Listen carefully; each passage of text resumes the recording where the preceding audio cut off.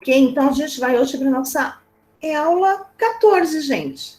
Aula 14 hoje ainda sobre avaliações, mas a gente vai trazer, eu vou trazer algumas coisinhas diferenciadas para acrescentar sobre a avaliação. Eu acho que para elucidar um pouco melhor sobre esse tema, tá bom?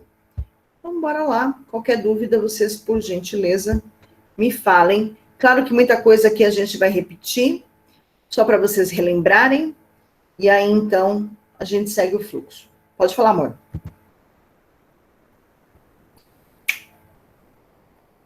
Isso mesmo. Aqui, que bom. Muito bem.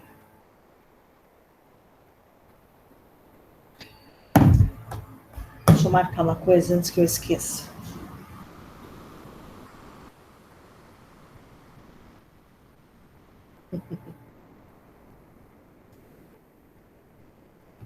Bom, tudo bem? Então, vamos lá. Bom, eu trago aqui uma definição do Lucchesi, que é um cara super importante. Acho que vocês têm escutado falar sobre ele de alguma forma. No final desse slide tem uma bibliografia que eu coloquei, que eu achei bem importante, que tem 3 autores que eu gosto bastante, e depois no final eu falo sobre eles. E aí, então, é bom para vocês terem sempre um livro deles, ou um pensamento deles aí como uma carta na manga, tá bom? Ele pode ser base para muitos TCCs, tá bem? Como TCC, vocês também podem utilizar os instrumentos de avaliação, tá bom? É um tema também, tá bem? E aí, então, vocês vão ter que falar sobre o Lucchesi. Bom, amores, ele traz o seguinte para vocês, né? Bom, o ensino é um ensino de qualidade que investe no processo. Bom ensino é um ensino de qualidade que investe no processo. E por isso, chega a produtos significativos e satisfatórios. Os resultados não nos chegam, eles são construídos. Muito bem. Assim como o ensino é construído, o resultado também é o resultado dessa construção que a gente faz do aluno e da sua aprendizagem, certo? Então, a avaliação da aprendizagem, eu vou avaliar o quê? A aprendizagem, certo? O que o aluno aprendeu, o que ele já aprendeu antes de chegar a mim, ou o que ele aprendeu comigo, tá? A gente tem que pensar nessas diferenças, porque quando vocês estiverem em sala de aula, vocês receberão alunos de outra escola. E, então, vocês não sabem o que foi visto com eles. E o que ele aprendeu, né? Quem é esse aluno que está chegando? Quando vocês ingressarem numa sala nova, quem são esses alunos? O que eles têm ali dentro daquele... Vamos ver os alunos como se fossem os pendrives, né? E aí, então, o que tem dentro daqueles pendrives? Pode falar, amor. É o cachorro que fala. Hoje é o cachorro da Val, quer falar comigo?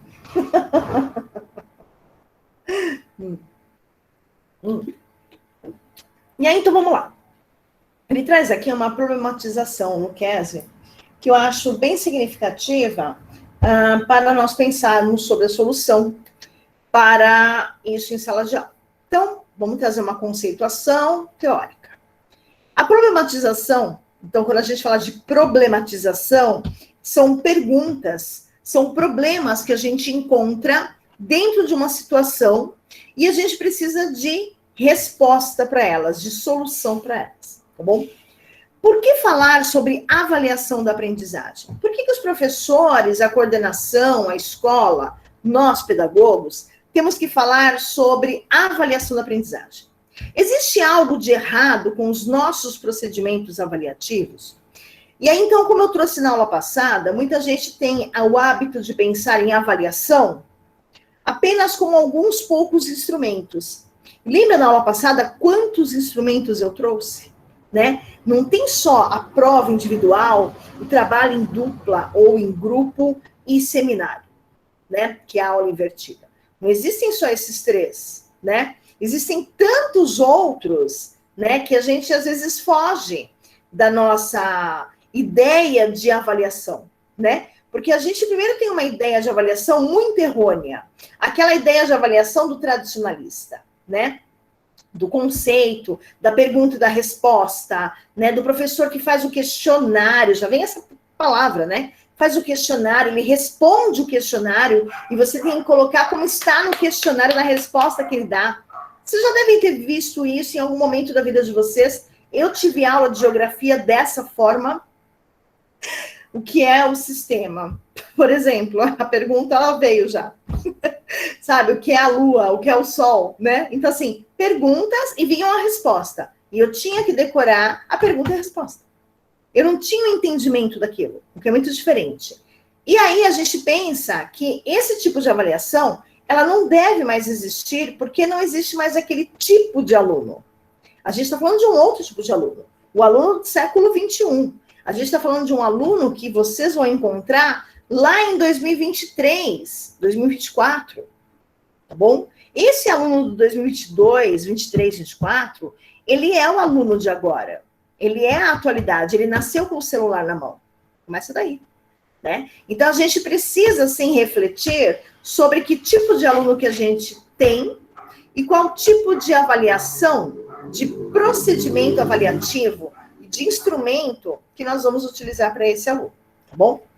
Bom, primeiro que o elemento inerente à prática educativa do professor sempre foi a avaliação. E aí, então, a gente vem com uma reflexão, e aí a gente reflete, aí a gente vem com uma ação, e depois a gente vem com a autoavaliação. Perfeito. É assim que tem que ser. Uma reflexão, a gente pensa sobre, a gente age por conta disso, dessa ação, e aí a gente tem uma autoavaliação. Autoavaliação é a minha avaliação como professora, né? Eu, como professora, fui bem, quantos por cento? Vai variar de acordo com a nota do aluno. Se o aluno tirou 6, você foi 60% boa. Não é para levar nas costas. Falar, meu Deus, eu sou péssima, professora. Não, não é isso. A gente precisa se organizar, se entender o aluno, entender a metodologia. O que eu estou errando, o que eu estou acertando, o que eles estão precisando ver. Né? E isso, a gente tem também avaliações para isso, que a gente vai ver. Né? Parece constituir um momento decisivo da vivência do educando que pode determinar a avaliação, né? O êxito escolar, então toda vez que eu tenho uma avaliação, eu tenho um êxito escolar ou não, eu tenho um desempenho insatisfatório, eu tenho reprovação e eu tenho evasão escolar, tá bom? A gente ainda não consegue ver como uma forma de avaliação, uma forma positiva de avaliação, a gente ainda não consegue ver assim. O aluno, ele vê a prova e ele consegue identificar os próprios erros. É provável ainda a gente encontrar aluno dizendo que o erro foi do professor.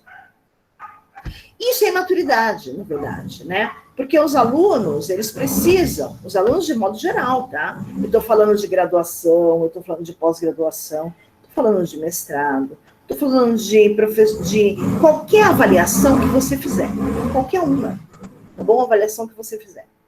Quando você não atinge uma nota que você imaginou, vou tirar 10, tá bom? Estudei, eu acho super inteligente, me acho super inteligente. E aí, então, eu faço a prova e acho que tirei 10. Quando me vem um 6, vem a minha frustração. E eu não sei lidar com ela. O que eu faço? Culpo o professor. Mas eu não consigo identificar os meus erros da prova. Puxa, nossa, foi nessa hora que eu me distraí. Puxa, foi nessa hora que eu estava indecisa. Puxa, foi nessa hora que meu WhatsApp tocou. Puxa, foi nessa hora que eu não estudei direito. É verdade, não, eu não estudei direito. Eu tô querendo 10, mas assim, eu, na verdade, mereceria até um 5, porque eu não estudei o suficiente. Tá? Ainda não temos os alunos dessa forma, maduros desse jeito, né? E isso nem na graduação, às vezes, tá?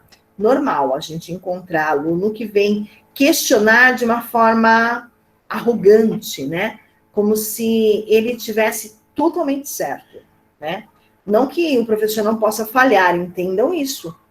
Nós podemos errar, principalmente na correção de prova, principalmente quando a gente está no final do semestre, principalmente quando a gente está cansado, a gente tem uma carga escolar, de trabalho, muito exaustiva. A gente trabalha, às vezes, 12 horas por dia. Assim, rapidamente. A gente trabalha também 16 horas por dia, como eu já trabalhei durante 2 anos da minha vida, 16 horas por dia. Eu chegava, não sabia quem eu era, assim, né? Uma coisa louca. Mas era um momento para isso, né? Mas eu também tive alguns problemas. Por exemplo, erro na correção, tá bom? Acontece.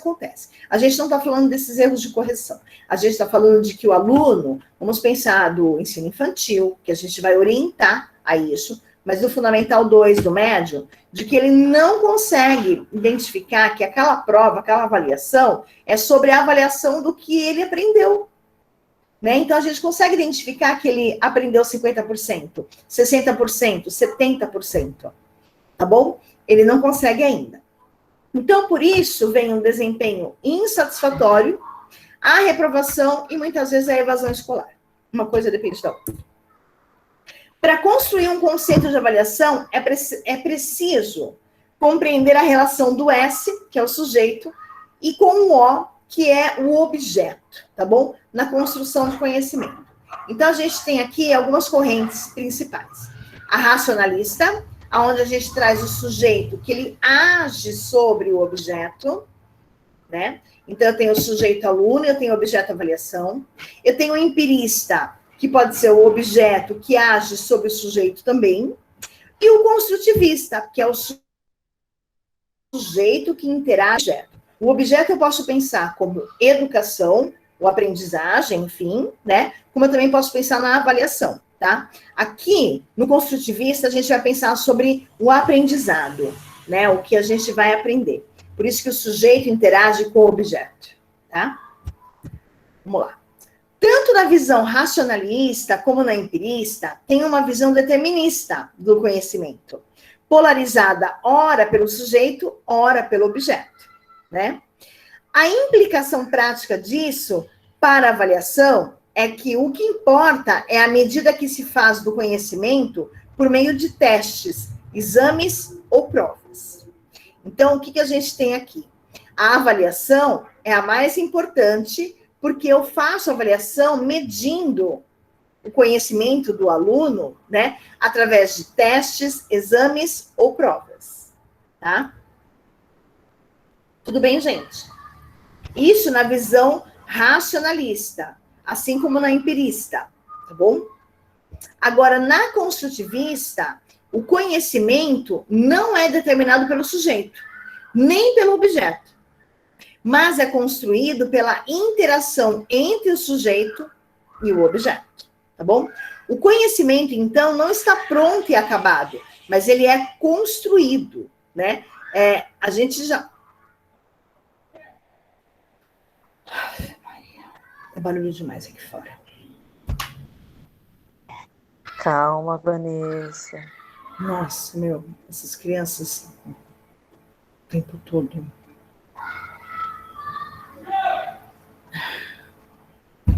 Bom, vamos lá. Então, peraí, na questão construtivista, ela é construída pela interação do sujeito com o objeto. Seria do aluno com o conhecimento. Com o conhecimento, desculpa. Por quê? Porque, na verdade, o conhecimento ele não é acabado no construtivista, não é isso? Não é ele que vai construindo o conhecimento? E aí, então, a gente pensa que Piaget disse que o conhecimento ele nunca é acabado, porque o tempo todo nós estamos aprendendo, né? Estamos conhecendo coisas, né? Então, por isso que o conhecimento, ele não está pronto, ele não é acabado, ele é construído. E ele só termina quando a gente morre. Piaget diz isso. E Piaget faz parte do construtivista, certo? Tudo bem? Então, se cai na prova é Piaget, então, né, professora? Né, Vanessa? É Piaget. É Piaget, sim. É Piaget na veia. Mas como eu não estou falando de nenhum autor aqui, né? É que é só para vocês fazerem um link com as coisas, né? Porque às vezes pode parecer para vocês coisas muito diferentes, assim.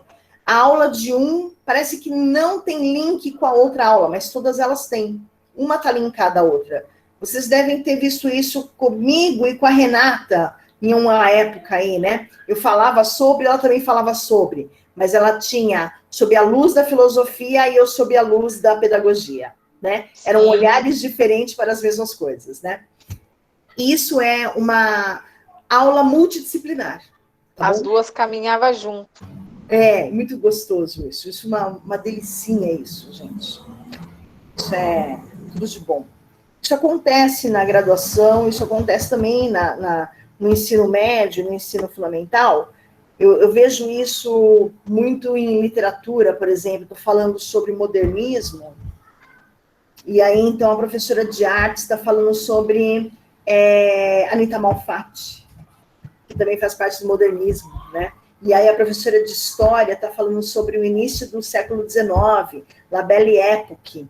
E aí, então, nós três trabalhamos juntas, e são artes, né? Literatura, arte em si, né? A aula de artes e a aula de história, né? Muito, muito interessante isso. Isso é multidisciplinar, quando uma disciplina dá voz a outra disciplina, né? Muito, muito legal isso. Bom, vamos lá. Ai, Maria. A implicação disso para a avaliação é que o foco não está mais na medida do sujeito sobre o conhecimento, né? Mas se ele construiu e continua construindo conhecimento. Provas e exames para o construtivista, gente, ele não tem o objetivo de medir conhecimento, tá bom? Olha que coisa mais anárquica, assim, tipo, nossa, revolução, né? Quando isso, gente? Que escola? Ou seja, se você fizer a prova ou não, você não está ali mostrando, medindo seu conhecimento, né? Você está fazendo a prova porque você realmente tem que fazer. Então, na verdade, aqui no construtivista, você não faz prova. Porque é o aluno que se autoavalia. Mas ele é ensinado desde pequeno a autoavaliação. Não é aquele cara que fala assim, vou me dar 10 porque eu sou demais. Não. Entende? É muito diferente, né? E claro que a gente está falando, por isso que eu sempre falo para vocês, qual escola que a gente tem como ponto de referência que é construtivista e levanta a bandeirinha do construtivismo? Nenhuma. Observem, qual escola aí? Método construtivista. Nenhuma está estampada na cara. Faz a pesquisa no Google, Zona Leste. Não mesmo. Não tem. Por quê? Porque é anárquico. É assim, muito diferente. É como se fosse uma revolução. Como se aquilo não desse certo. Porque nós estamos acostumados a quê? A prova, a exame, a lista de exercício, a trabalho. A isso. Entende? Então, para a gente trabalhar com o construtivismo, a gente trabalha, assim, junto com o tradicionalista, mas não é tradicionalista. Mas a gente trabalha. É só observar como que é a sala de aula. E aí, então, a gente trabalha com o tradicionalista, mas a gente é construtivista até a página 3. Página 4 já é outra coisa. Eu não sei o que eu sou. Mas eu não sou construtivista, mas eu não sou tradicionalista. Porque são duas linhas opostas, e tão opostas que as pessoas não sabem o meio termo. Quem sabe um dia a gente encontra. Acho que ainda precisa de uma mudança na educação. Porque a gente agora está numa mudança muito grande, que precisa dar nome para isso. E mais para frente, depois da pandemia, teremos uma outra mudança. Porque a gente não vai largar isso que a gente aprendeu. Não que não tenhamos mais aula presencial. Mas, por exemplo, o Teams, que é um instrumento, uma plataforma, a gente posta atividade ali, recebe e corrige atividade ao mesmo tempo. Demais. Assim, muito legal, sabe? Então, vem quem entregou, você marca lá, data de entrega, até que horas, e aparece, se o cara entregou atrasado, quantas horas ou dias de atraso. Show de bola. Você não precisa nem colocar ali. Recebi dia... Pô. Você não precisa ficar carregando papel. Tá ali, meu. Então, tem coisas que a gente não vai mais deixar de usar. Eu não quero mais deixar de usar, por exemplo, Teams. Achei maravilhoso, né? O Meet também é muito bom, mas ele não tem mais coisinhas para fazer, sabe? Em compensação, o outro tem. Esse, no Meet, a gente tem problema de vídeo. Repararam que eu não trouxe mais vídeo? Por quê? Porque eu não consigo passar para vocês. Em compensação, no Teams, vai direto. Plataformas diferentes, tá bom? Lá é Microsoft e Meet não é Google, né? Tá bom? É só isso. Mas acredito que as coisas também vão melhorar com o tempo, né? A mesma coisa vai acontecer na educação. A gente precisa melhorar alguma coisa, né? Principalmente olhando para as questões da avaliação, gente. Tá? Eu acho que a gente precisa, vocês principalmente que estão aí novinhos na pedagogia, pensar de uma forma diferenciada para avaliar o aluno, tá bom? Juntamente com a pedagoga, né, com a coordenação, né? Vocês podem rever isso de alguma forma, tá bom? É muito interessante rever essas formas de avaliação, né? Bom, diante disso, o que a gente tem? O professor, nós, que devemos nos perguntar algumas coisas. Por exemplo, qual é o meu pressuposto do conhecimento? O que eu conheço de fato do que eu estou ensinando? Pode ser que tenha aulas que vocês estão sobrecarregadas ou estão no final do semestre, que vocês façam aulas assim, entre aspas, nas coxas. E aí, então, você dá uma aula de qualquer jeito. E você sabe que é aula de qualquer jeito. Você sabe. Você sente. E aí você percebe que o aluno também entendeu mais ou menos. Aí você fala, cara, quanto de conhecimento eu apliquei nessa aula? Quanto de conhecimento eu tenho sobre esse assunto? Tá? A gente precisa ter conhecimento para poder falar sobre. Senão, a gente cai em contradição, né? De repente fala uma coisa, mas é outra, né? E o aluno hoje, ele pesquisa na internet. Você está falando, ele está pesquisando se você está falando certo. Se você está falando abobrinha. O aluno de hoje é assim, tá? Ele faz a pergunta que está no Google para você. Então, quanto de conhecimento você tem sobre esse assunto que você vai abordar? É importante você saber. Como ele tem influenciado na prática avaliativa esse conhecimento, né? Se eu tenho um conhecimento pressuposto, né? Eu tenho um conhecimento prévio das coisas, né? Do tema que eu vou abordar em sala. Se eu tenho esse conhecimento, então tudo bem. Eu fazer uma avaliação, eu vou conseguir construir uma avaliação, né? Qualquer instrumento avaliativo sobre esse assunto. Agora, quando eu não tenho conhecimento desse assunto, fica difícil, né?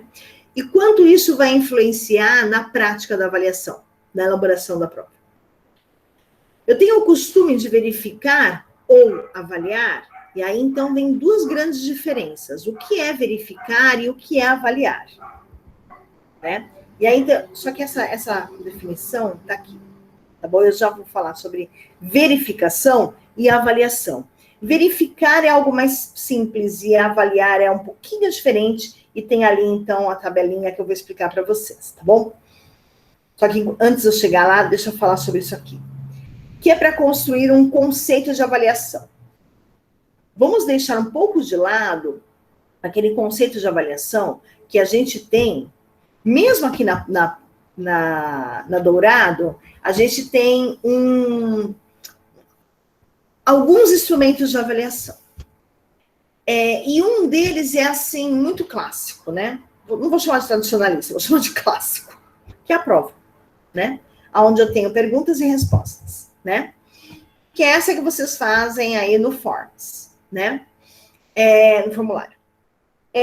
Tudo bem fazer desse jeito? Tudo bem. Mas nós sabemos de que há formas de corromper-se diante desse instrumento, né? Se eu desse para vocês 1 hora para vocês fazerem essa avaliação, pode ser que não haja tanta corrupção. Mas, como a gente dá um tempo maior de prova, a gente sabe que vocês são corrompidas, né? Mas eu não estou olhando, eu não estou vendo que você foi corrompida. Eu não estou aqui, ó, olhando para você e vendo que você está mexendo no celular enquanto seu notebook está aberto, você está fazendo a pesquisa da minha pergunta. Eu não estou. Então, não estou vendo. Tá? Mas eu consigo consultar o Google e perceber que você copiou de lá. Porque tonta nós não somos. Começa daí. Que é uma coisa que o aluno tem na cabeça dele. Eu consigo enganar o professor. E saibam, minhas queridas, que vocês serão professoras e vocês perceberão também de que o aluno acha que é bastante esperto, independente de onde ele estude. Tá bom? Se é fundamental 1, 2, médio, graduação, pós-graduação, mestrado e doutorado. E aí, então, vem uma questão que eu acabei de lembrar sobre o TCC, já que vocês estão trazendo esse tema. Lá na pós, duas dissertações que nós tivemos que fazer, porque os trabalhos lá são dissertações. Duas dissertações, 2 trabalhos ali foram zerados por plágio. Tá bom? Plágio nada mais é do que copiar alguma coisa de alguém e não dizer que aquilo foi feito por uma outra pessoa, e sim foi feito por mim. Tá? Você abre o Google, faz a pesquisa lá sobre inclusão em sala de aula. Bom, aí vem lá um artigo no CN, no site do CN, que vem vários artigos científicos, e você copia um trecho dali, um parágrafo, 2. Você não vai nem notar. 2 parágrafos. Você copia e coloca no seu TCC. E aí você faz com que tenha coerência aqueles 2 parágrafos, enfim. E aí, então, você manda para o professor. Só que o professor, ele vai fazer a correção dele. E ele vai atrás. Porque se você colocou ali esses 2 parágrafos, apenas 2 parágrafos de um artigo que você achou na internet, e não colocou o nome da bonita que fez o artigo, você está plagiando o artigo dela. Você está cometendo um crime. E isso é zerado, tá bom? Então, tomem cuidado com isso, porque é a mesma coisa de prova. Quando vocês fazem prova e consultam no Google e copiam e colam o que está no Google, é plágio também, tá bom? É que o Google não vai atrás ali, enfim, né? Mas é plágio também, tá? Tinha uma faculdade que eu estudava, de educação física, foi a primeira faculdade que eu entrei. E aí, então, tinha em todas as salas de aula, tinha lá um aviso da lei, não sei o número, a lei, né? Dizendo que plágio é crime. E cuidado com as avaliações, porque se eu copio do meu colega do lado, eu também estou plagiando. Era isso que eles queriam dizer, né? É que essa faculdade também tinha cursos de direito, né? Então, por isso que tinha nas salas de aula. Mas, enfim, vamos voltar à avaliação. Compreender o processo de ensino e aprendizagem. A gente precisa pensar sobre isso, né? O ensino e aprendizagem. Quem ensina é o professor, quem aprende é o aluno. Só isso? Nossa, você não leu Paulo Freire. E aí, então, esse ensino, esse processo de ensino-aprendizagem é o tempo todo construído, ora o professor, ora o aluno, para aprender e para ensinar, tá bom? Então, isso não é um ato isolado da realidade do educando, certo? Não como uma burocracia estatal para a formação de mão de obra qualificada para suprir a demanda dos meios de produção. Eu não aplico uma prova apenas como uma parte burocrática. Por exemplo, eu preciso de um documento para provar de que você sabe ou não sobre aquele tema. Isso a gente escuta desde que o mundo é mundo, porque a gente precisa, de fato, uma prova,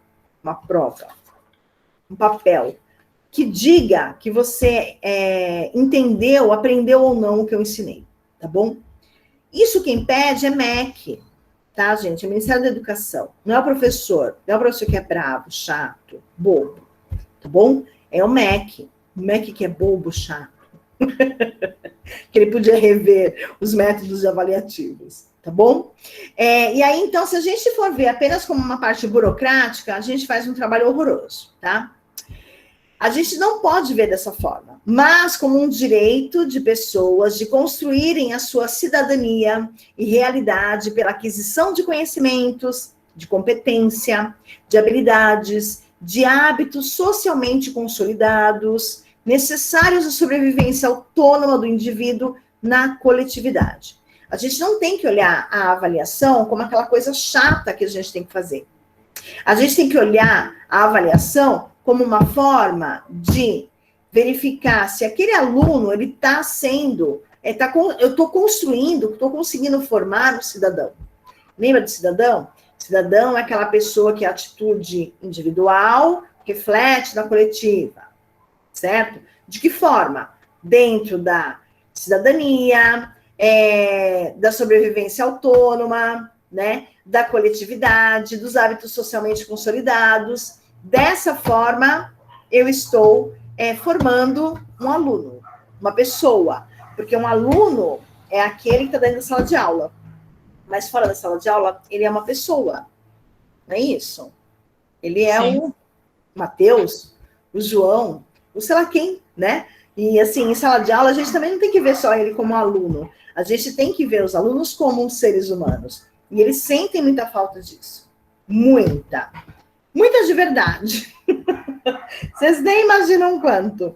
Eles adoram serem ouvidos. Eles adoram perguntar. Eles adoram questionar.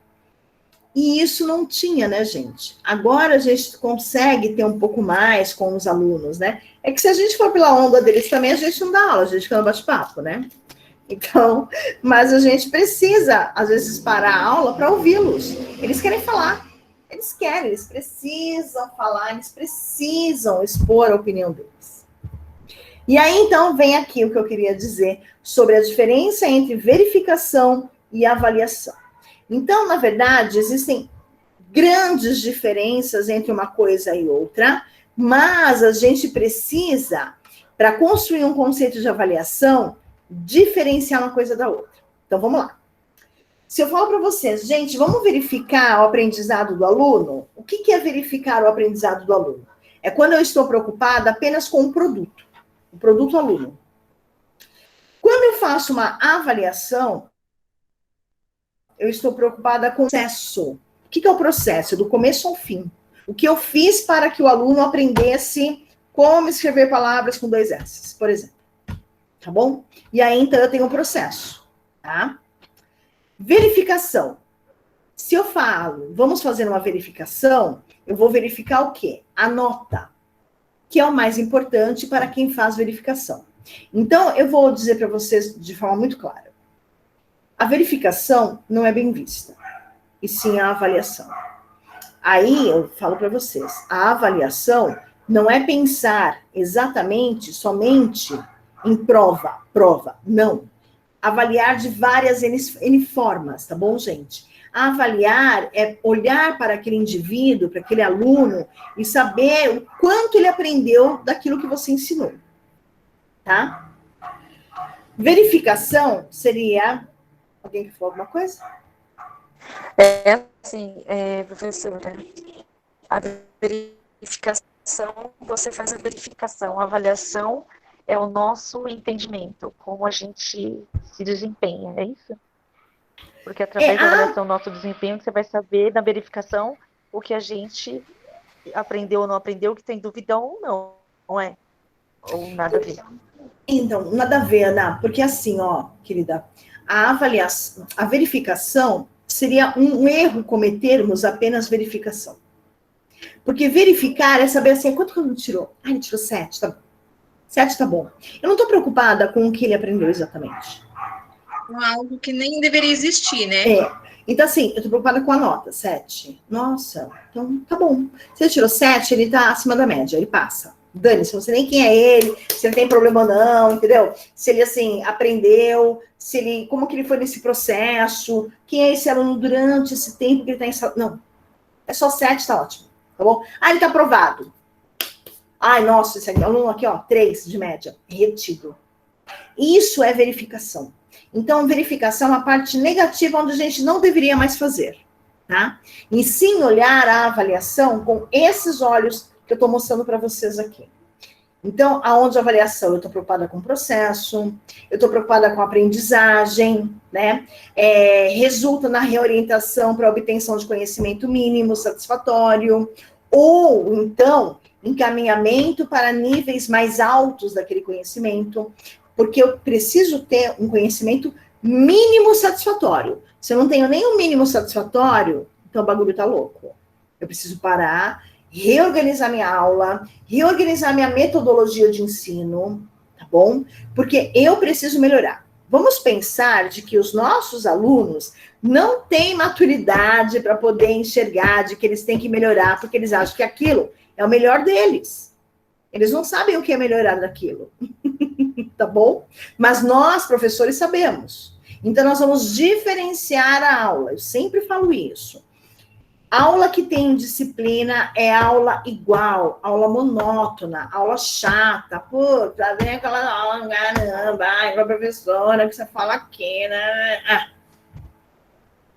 A gente não quer mais isso em sala de aula, a gente está cansado disso em sala de aula. Mesmo que aqui na faculdade vocês tenham aulas assim, mas lá, para as crianças, que vocês têm maturidade para poder entender, eu tenho maturidade para poder entender de que a aula às vezes não dá para fugir muito disso. Acabei de falar, não trago mais vídeos, por quê? Porque não rola o vídeo aqui, não passa. Eu teria trazido já vários vídeos para vocês, para a aula ficar um pouquinho mais lúdica, vamos chamar assim, tá bom?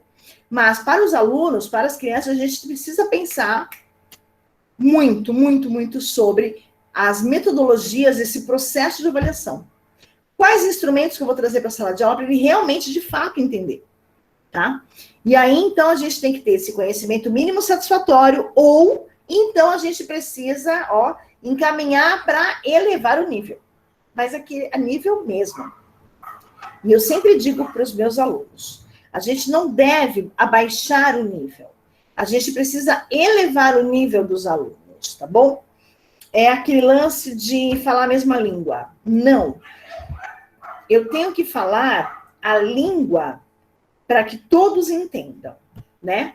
A hora que eles entendem é a hora que eles melhoram, né? Mas pode ser que a sua linguagem seja muito alta ao nível. Então, você precisa baixar um pouquinho para chegar próximo a deles. Mas eles precisam, de alguma forma, entender técnicos, termos mais específicos, aprender outras palavras. Eles não podem usar gíria o tempo todo, né? Existem formas de falar. Isso a gente vai ver uma professora aí do ano que vem.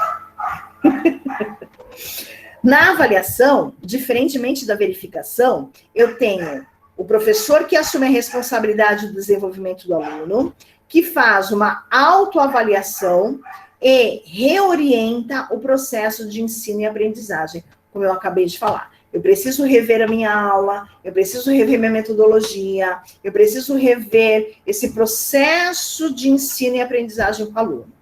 Quando eu faço verificação, a responsabilidade é toda pelo aluno. Também aquela sala, vocês vão ver professores assim. Tá bom, gente, ele tirou 6, passou já. Ixi. Vocês vão encontrar professores que adoram fazer a verificação.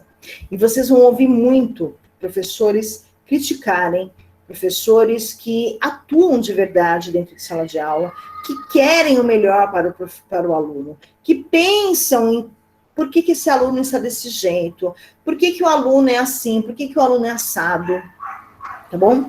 E, de repente, vocês vão até se deparar com essa dicotomia, essa dualidade, essa duas coisas muito distintas de eu preciso olhar para o aluno como um ser humano, ou olhar para o aluno como um aluno em si e dane-se os problemas externos, porque eu também vim de uma família desestruturada, que passou fome, e por que ele é assim? Porque ele é diferente de você, mas tem. Tá bom? Cuidado com essas ideias dúbias que a gente tem dentro de sala de aula, porque a gente precisa pensar numa coisa chamada ética e humanismo, tá bom? Cuidado com isso. Eu quero que vocês sejam professores diferentes. Eu não quero que vocês sejam esses professores que a gente vê por aí. Esses professorizinhos que a gente vê por aí, infelizmente, sabe? Que não olha para o aluno como um ser, uma criança, sabe? Mas olha com o aluno já com ranço, olha com o aluno já com nojo, com raiva, porque ele age dessa forma, porque ele xinga desse jeito, porque o pai é assim, porque a mãe é assada. Não, vocês têm que ter um olhar diferente para a criança. O foco é a criança, sabe? A gente precisa pensar no melhor para ela. Precisa aprender? Precisa aprender. Então, eu vou mudar a minha metodologia. E isso é amar a pedagogia. Isso é amar da aula. Quando eu mudo a minha forma de ensino. Vou dar um exemplo que vocês devem ter visto dentro do Colégio Dourado. Professora Rose. Professora Rose, acho que é esse o nome dela. Que ela está sempre arrumando alguma coisa diferente para a sala de aula dela. Eu não sei para que série que ela está. 4º, 3º ano? Eu acho que eu tô assistindo as aulas dela no Primeiro ano, no colégio. 1º ano? Eu tô assistindo o primeiro. Primeiro ano. 1º ano? A Rose? Uhum. Dá aula para os pequenininhos, primeiro ano. Quem dá aula para o 5º é a Adriana.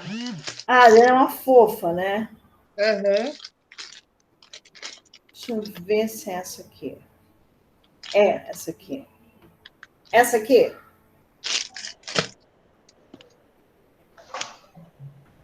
Não tá aparecendo nada. Essa é a Rose, ela dá aula para o primeiro ano. Ela é uma professora que, assim, ela ama dar aula. Ela ama, ela é apaixonada por dar aula. Você vê que nas aulas dela, ela é muito criativa. Porque ela tenta atingir o quê? Sempre o conhecimento do aluno. Esse processo de ensino-aprendizagem, ela entende perfeitamente. E ela...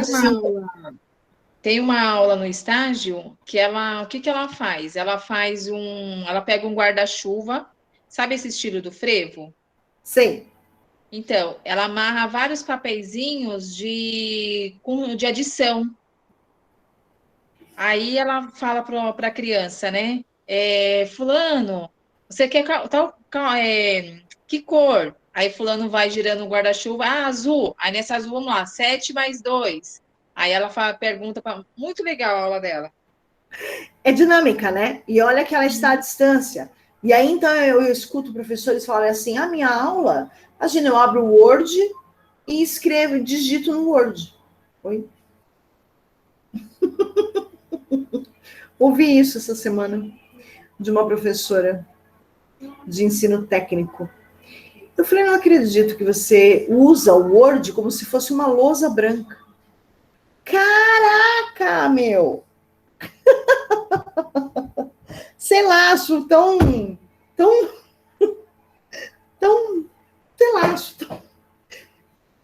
Mas aí ela compartilha na... Falta de criatividade. É como se eu abrisse aqui o Word para vocês, a tela em branco, e começasse a escrever aqui para vocês. Gente, olha essa frase, olha esse método de avaliação, olha o que é avaliar. E começa a escrever aqui para vocês.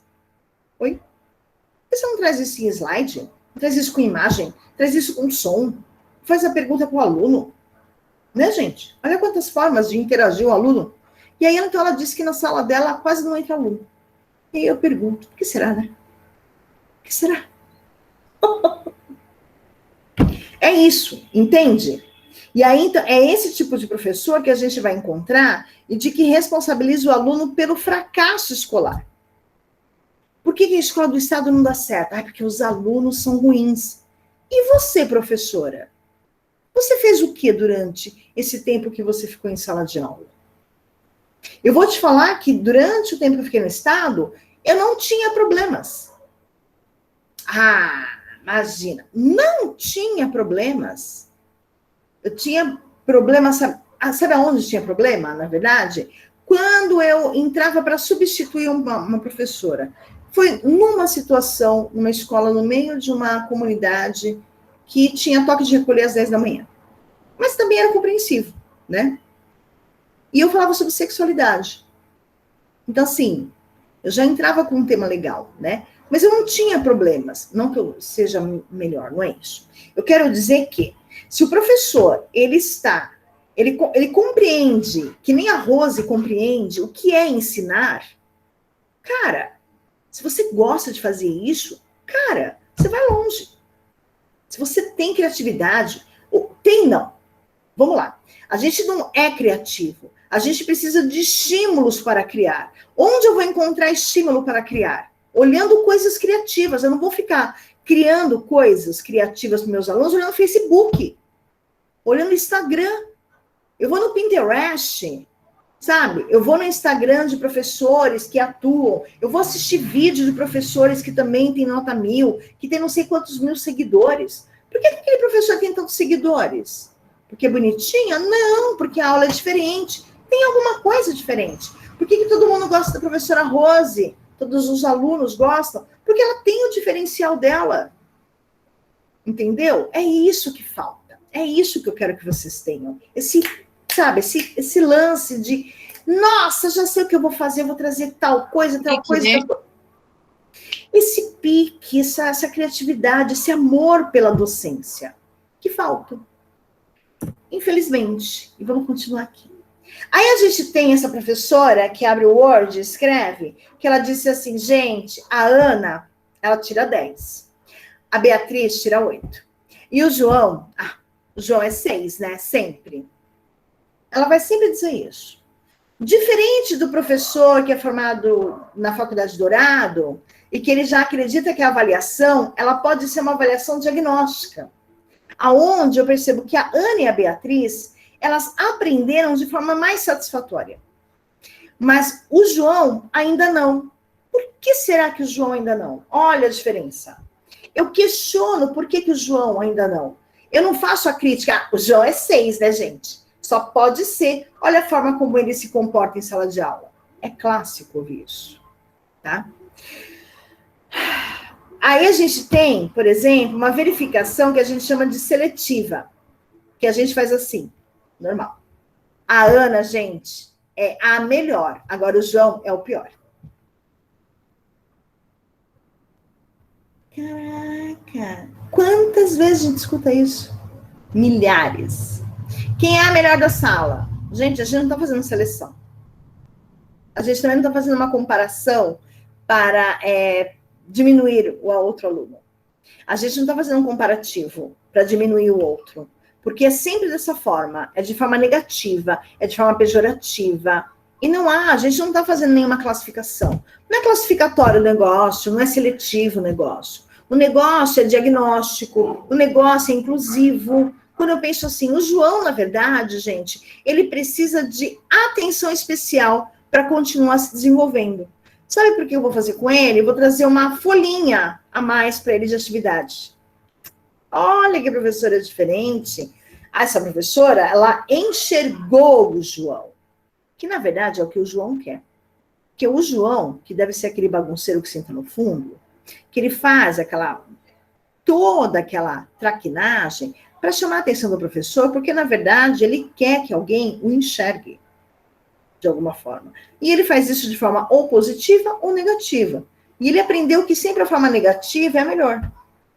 Porque ele tem isso com ele em casa. Mas é uma outra questão. Então, o que você vai fazer? Você vai trazer uma folhinha para ele. João, trouxe uma folhinha para você pintar aqui, ó. João, trouxe uma folhinha para você riscar. Para você, sei lá, ligar os pontos. Para você recortar, para você colar. Traz o João para você. Você pode me ajudar hoje, João, em sala? É isso que vocês vão fazer para trazer o aluno para perto de vocês. Não é para afastar o aluno. Você vai ficar sentado lá no fundo, que você vai dar no trabalho. Não é isso. É ele que você tem que chamar para frente. Não é colocar para o fundo, mais distante do professor. É esse aluno que vai ser mais distante da educação. É esse aluno que vai evadir a educação. Esse aluno que vai desistir de aprender. Se você excluir, você tem que incluir. Você tem que pensar o que eu posso fazer para ajudar o João. Entendem? E aí, então, vem o compromisso que o professor tem da apresentação do conteúdo de forma contextualizada para o aprendizado do discente, do aluno, e, por conseguinte, a conquista de um padrão mínimo satisfatório, tá bom? Mínimo satisfatório, tá? Que é a média, tá bom, gente? Mínimo satisfatório é a média, tá? Quando a gente fala de verificação, a gente tem o compromisso do docente, que passa a ser a exposição do conteúdo programático e a apresentação do resultado final. Olha, eu dei aula, tá, gente? Eles que não aprenderam. Eu não posso fazer nada. Oi? Quem é o professor em sala de aula? Como você não pode fazer nada? Quem não pode fazer nada é a coordenação. Que a coordenação não vai entrar em sala de aula para dar aula para você, se você paga para isso. E você nem isso está podendo fazer. Então, observem a diferença, né? De verificação e avaliação.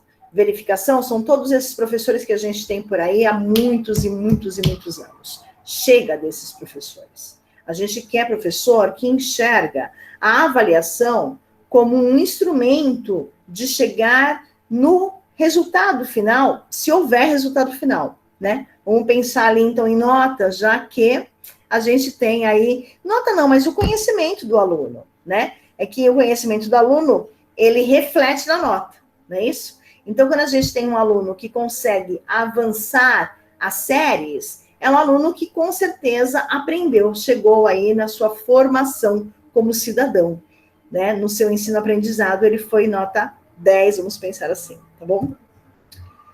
Então, vem aqui um conceito de avaliação, vou falar rapidinho, né? Que a gente já viu o conceito de avaliação, mas aqui trago novamente. A avaliação é uma prática pedagógica dinâmica, tem várias, inerente à ação docente e discente, né? Cujo objetivo maior é a formação e o aprendizado do educando, ainda que, para isso, tenha que fazer uso de modo crítico e reflexivo de métodos de aferição, de modo de medir isso, né? Cujos efeitos se percebem não apenas na construção da autonomia do educando, mas no progresso do docente, que inevitavelmente passa por uma autoavaliação. A hora que eu faço a avaliação do aluno, eu também faço a autoavaliação, e isso é inevitável, tá bom? Tanto para a coordenação, para a família, para a sociedade, como para você mesmo, como a gente já disse aqui, tá bom? Algumas concepções de educação, que é também importante a gente relembrar isso, né? A avaliação da aprendizagem e as concepções da educação. Então, a gente tem a avaliação como uma atividade humana, porque a gente avalia assim, aquilo é bonito, aquilo não é, já é uma avaliação, tá? Aquilo é caro, aquilo é barato, também é uma avaliação, tá? Avaliação como prática pedagógica, melhoria do processo educacional. Tenha isso em mente, tá? Então, avaliação como prática pedagógica, né? Para melhoria do processo educacional. No contexto escolar, constitui-se em prática intencional e organizada e se realiza a partir de objetivos pedagógicos. Eu tenho que ter um porquê de fazer aquela atividade, aquela avaliação, tá? A concepção que predomina nas escolas hoje é de manutenção da avaliação como forma de classificação por meio de provas e notas, que a gente viu agora há pouco. Mesmo que muitas vezes o ônus pelo fracasso seja debitado exclusivamente ao aluno. Então, novamente, né, a concepção aqui ainda predomina nas escolas como a gente tem a classificação, então a gente tem as notas dos alunos, né, e com certeza a gente vai dar colocar a culpa no aluno pelo fracasso escolar, tá bom? Questionar o objetivo da avaliação é o mesmo que questionar o sentido atribuído ao conhecimento. Por que eu vou conhecer e por que eu vou avaliar, né?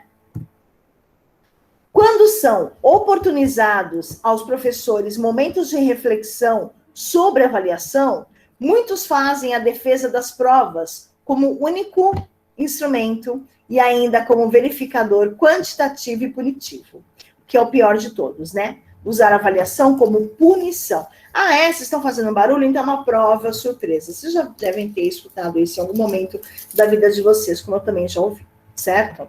Professora, mas eles estão fazendo bagunça e não nós, né? E isso também vocês já devem ter escutado falar, né? Mas na sala de aula, a avaliação é um recurso para diagnosticar, acompanhar e reorientar a aprendizagem. E não se deve utilizar exames para proceder à classificação dos alunos, né? Mas é claro que, se você estiver numa escola onde eles fazem dessa forma, você não vai bater o pé dizendo, não, eu aprendi que não é para fazer desse jeito. Certo, amores? Vocês farão desse jeito, né? Porque a escola é assim. Então, vocês vão apenas trazer novos instrumentos de avaliação durante a formação do aluno, né, durante o ano, e aí, então, por exemplo, P2, P1, que tem um peso maior, né, a gente vai fazer como essa prova aí, né, como todos eles ainda defendem para aplicar, tá bom? A gente tem as pedagogias, que nós já falamos, né, na aula passada, então vou passar rapidinho para vocês, quando a gente pensa em avaliação para cada uma delas. Então, na tradicional, ela é representada pelos exames, avaliação como instrumento para classificação e regulação do desempenho do aluno. Na pedagogia tecnicista, a avaliação ela é como medida, então ela é avaliada na prática. A pedagogia crítica, a concepção é qualitativa da avaliação, em oposição às anteriores, onde a gente tem quantitativa e também tem qualitativa, né? Mas aqui ela é qualitativa, é a qualidade, tá? E a gente tem alguns tipos de avaliações, que a gente também já falou sobre ela, mas eu vou falar rapidamente aqui. A formativa, que ela acompanha o processo individual de aprendizagem, tá bom? É aquela que a gente faz, assim, eu ensino, eu quero ver se ele aprendeu. Eu ensino, quero ver se ele aprendeu, né? E no final a gente tem uma grande prova com tudo que foi aprendido naquele período. É as chamadas bimestrais, avaliações bimestrais, avaliação P1, P2. A diagnóstica, ela vai investigar os conhecimentos prévios do aluno. Quando a gente conhece, quando a gente pega uma sala nova, a gente faz uma avaliação diagnóstica. Eu quero saber o que eles já sabem. O que esses meus pendrives, eles já têm como conhecimento. Que são os conhecimentos prévios, tá? Investigativa é para saber, conhecer os indícios de aprendizagem dos alunos. O que eu preciso melhorar? O que eu preciso organizar? O que eu preciso desenvolver mais? Qual habilidade, competência, tá bom? Classificatória. O nome já diz. Eu preciso medir e quantificar erros e acertos das aprendizagens em relação aos conteúdos. Classificatória, então eu vou classificar do 1 ao 10. Ok? Nota para vocês?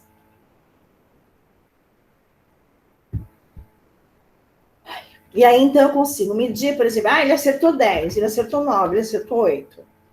Certo? Estou medindo, estou contando os erros, estou contando os acertos. Mediadora é aquela que vem para intervir nas aprendizagens realizadas pelos alunos. Mediadora também serve para medir qual a dificuldade que o aluno tem. Mentira, desculpa. Mediadora é aquela que eu trago no meio do nada, porque eu percebi de que eu preciso intervir de alguma forma. Eu preciso, por exemplo, em meio eu estou dando aula de produção de texto, mas eu percebo que os alunos não sabem pontuação. Então, eu vou intervir, vou mediar aqui uma pontuação para eles. Então, eu trago atividades sobre pontuação.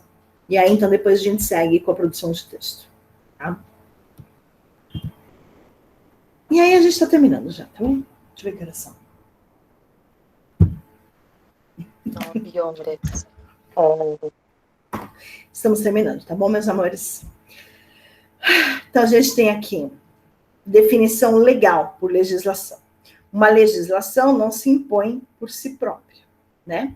Isso é uma definição legal de avaliação da aprendizagem, que uma legislação não se impõe por si própria, né? Então, não é porque é lei que eu tenho que me impor por ela mesma, né? E eu trouxe aqui um histórico de legislação, na verdade, porque eu quero chegar a uma coisa muito importante, que é aqui, ó. Em 96, que foi a nossa última legislação sobre avaliação, deixa eu só ver uma outra coisa aqui, amores. Em 96, não, em 98 que a gente teve uma outra mudança na avaliação. Mas eu vou trazer aqui esse período de busca. Isso aqui, ó, eu não vou cobrar, porque é uma legislação que vocês já conhecem, tá bom? tá? Eu não vou cobrar isso aqui, ó, período da ditadura. É importante vocês só terem como informação, mas eu não vou cobrar na prova, tá? Período da ditadura militar aqui, tá? Tá bom? Então, fica na forma de regimental, a carga do estabelecimento compreendendo a avaliação do aproveitamento e apuração de assiduidade. Lembra alguma coisa? No parágrafo 1º, a avaliação do aproveitamento a ser expresso em notas ou menções. Sabia que essa palavra menção, ela é usada dentro do Centro Paula Souza? Menção. Qual é a menção do aluno? Preponderando os aspectos qualitativos sobre os quantitativos e os resultados obtidos durante o período letivo sobre os da prova, caso essa seja exigida. Na prática, o que se observou foi o caráter tecnicista nas escolas, tá bom? A avaliação como medida. Então, aqui, na verdade, a gente tinha a educação e desenvolvimento, que eram 3 princípios, né?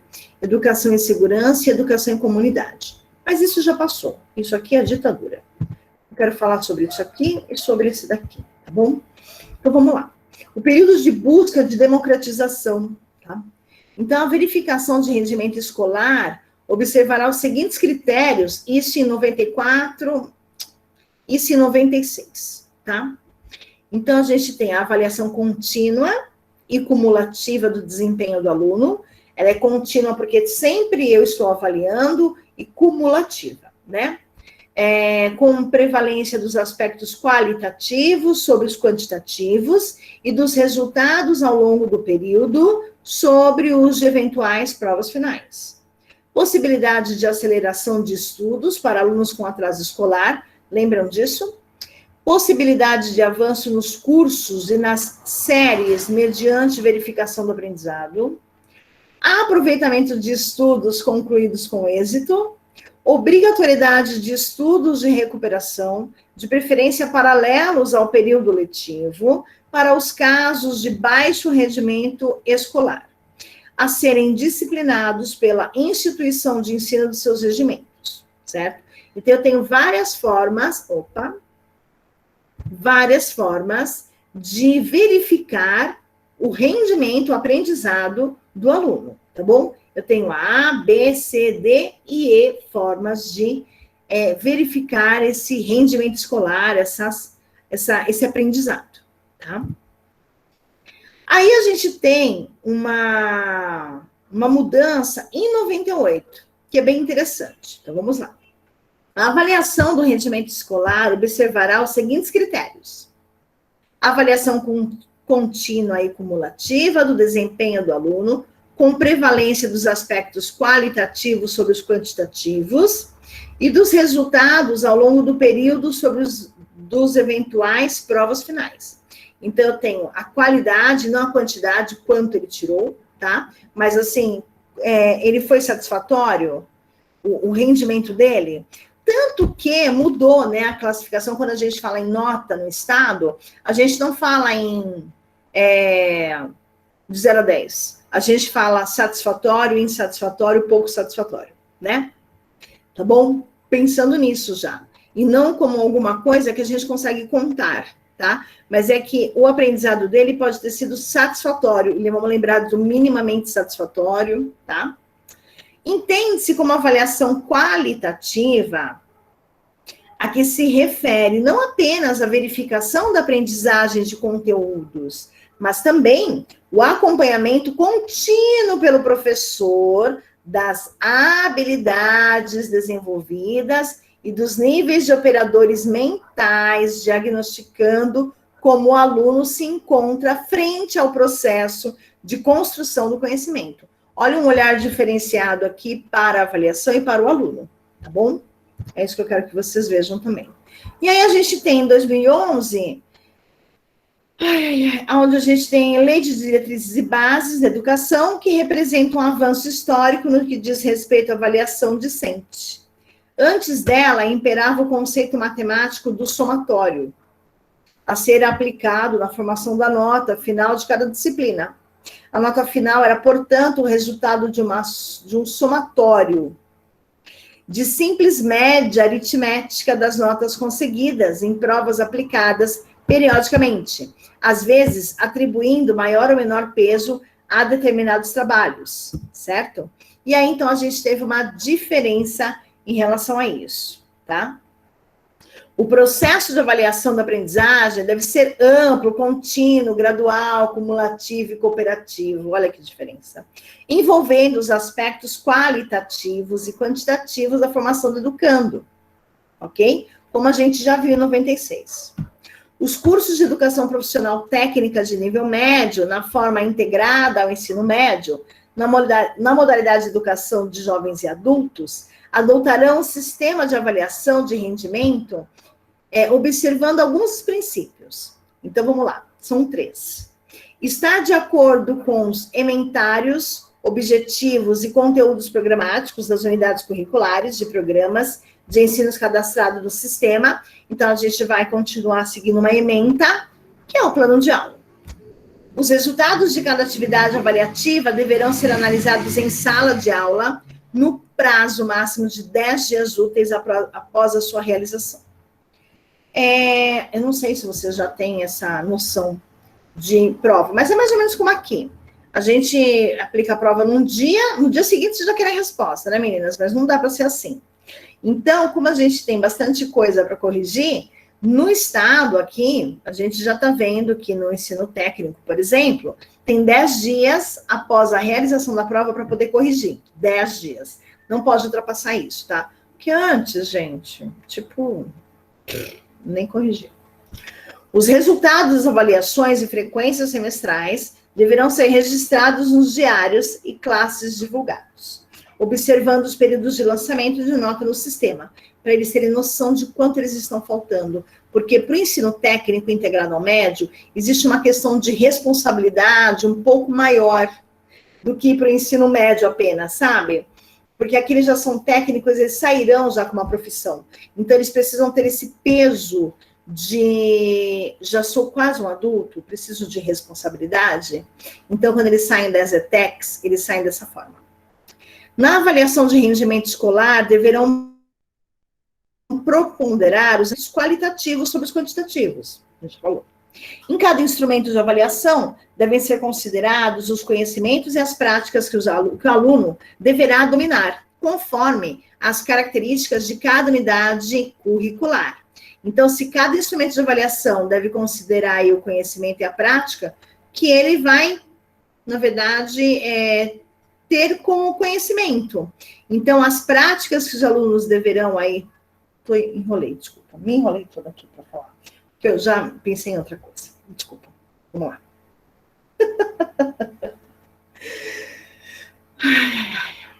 Essa rua ela tem que ficar em silêncio, senão eu me distraio.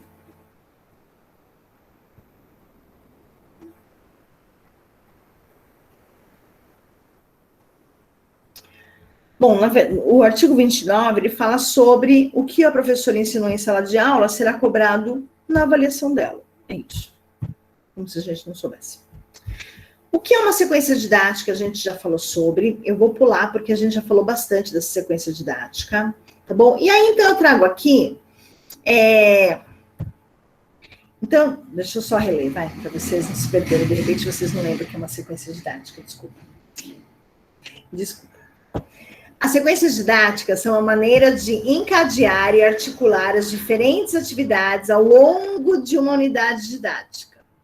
Assim, poderemos analisar as diferentes formas de intervenção, segundo as atividades que se realizam, e principalmente pelo sentido que adquirem quanto à sequência orientada para a realização de determinados objetivos educativos. Então, vamos lá. A gente tem na sequência didática, eu espero que vocês lembrem disso, que é o seguinte, eu vou ensinar a letra J. Eu vou trazer todas as atividades possíveis sobre a letra J. Tá? E o que vem depois da letra J? Tem a letra A, letra B, C, D, E, F, G, H, I, J. Eu já ensinei todas elas, cheguei na J e eu vou dar a letra L, certo? Essa é a sequência didática.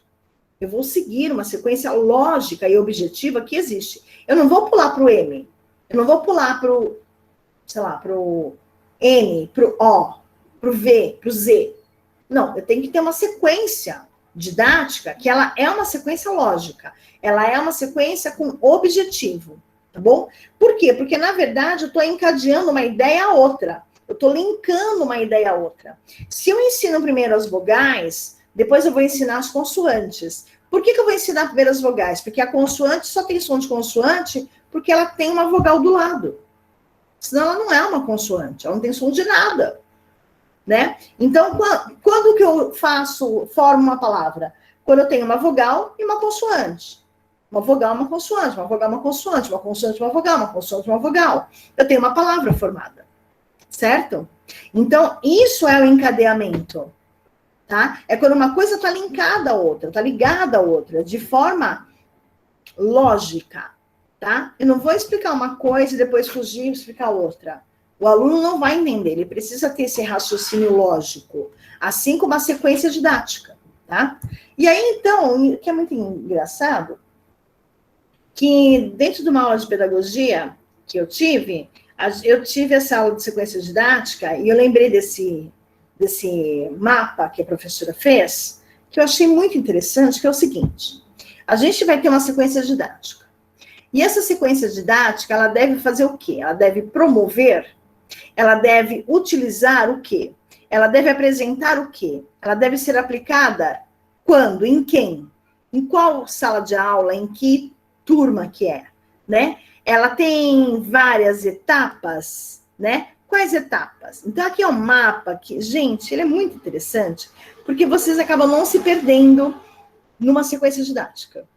Então, vamos lá. Por exemplo, se a minha sequência didática deve ser promover, então eu tenho que ter um aprendizado significativo, onde o aluno vai conseguir ter uma compreensão. Eu devo promover a compreensão do aluno dentro dessa aprendizagem, desse tema que eu vou abordar em sala de aula. Certo? Se eu tenho uma sequência didática que eu vou conceituar, por exemplo, eu utilizar mapas mentais, mapas conceituais, que a gente chama, tá? Se eu tenho uma sequência didática que deve ser aplicada no ensino fundamental, em qual período? Ah, no diurno, beleza. Então, eu já vou pensar de forma diferente. E se fosse no EJA? E se fosse no noturno? Também seria diferente. Eu preciso pensar numa sequência didática para essa turma também, né? Vamos lá, tem várias sequências didáticas, então a gente tem etapas. Então a gente tem o levantamento de conhecimentos prévios sobre o problema, eu tenho que apresentar o problema, eu posso contextualizar o problema, eu posso analisar o problema, discutir o problema, propor soluções para o problema, ou apenas fazer uma sistematização do novo conceito. E aí eu posso trazer novamente o mapa conceitual. Então, eu posso fazer desse mapa, que não deixa de ser um mapa mental da sequência didática, né? Como uma forma de me orientar dentro de sala de aula, tá? Se eu tenho uma sequência de atividades, essa atividade, ela serve para quê? Para promover? Ou ela é apenas como leitura, aula prática, aula expositiva, né? Essa atividade é para pesquisa individual, é um trabalho em grupo, é uma análise de texto. Para que serve essa sequência de atividades? Tá bom? E aí, então, tudo isso faz parte de sequência didática, porque eu preciso pensar sobre o processo de ensino até chegar na aprendizagem. E eu posso passar por todos eles, para que o aluno consiga, de fato, entender sobre o que eu falei em sala de aula. Entenderam? E aqui as referências, e claro, acabou a aula. E aqui as referências que eu falei para vocês. José Carlos Libânio, Cipriano Carlos Lucchesi, Demerval Saviano, gente, são 3 caras mega importantes dentro da educação, tá bom? Eles são sempre pedidos, sempre comentados, sempre base de alguma coisa, tá? Por quê? Porque eles são pessoas que pensaram sobre a educação de uma forma bastante diferente do que os professores que a gente vê dentro de sala de aula. Ainda bem. Tudo bem, gente? Tudo, prof. Deixa eu interromper